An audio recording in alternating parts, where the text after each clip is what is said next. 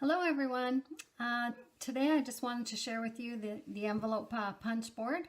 I just recently purchased one of these. I saw a lot of people making some really cool envelopes, and I thought it would be neat to try that as well. So this is the envelope punch board here. This is the regular sizes by We Are Memory Keepers, and it comes with this paper that tells you how to go about creating the envelope with lots of guidelines on there.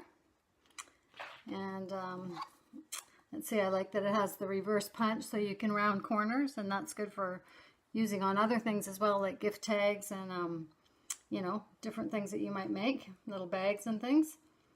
And so it has, what you do is choose your card size here, and then choose your paper size that goes with it. So say you're making a 3x4 card and you wanted an envelope for that, you would use a 6x6 piece of cardstock or scrapbook paper, about like this, and then you would use the scoring and at 2 5/8 to begin with, to start scoring your envelope.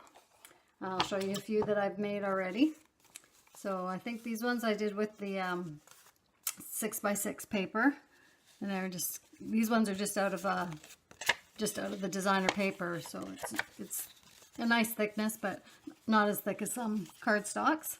So I made a couple of those, and so you can fit a 3x4 card in these ones.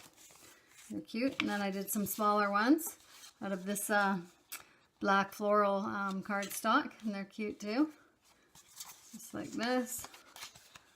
You just round the corners on there. And I did some smaller ones that you could fit gift cards in, just out of this little pattern here with the colored X's on there. That's a cute one. I did another one here, just out of a different pattern. And yeah, that turned out good. I just did the back a little different by just trimming the tab off on the back there. And I did a little tiny one here. You can see this. I don't know if my camera's lined up perfectly for this, but yeah, a little small envelope. It was really cute. You could put some cute little embellishments in there for someone.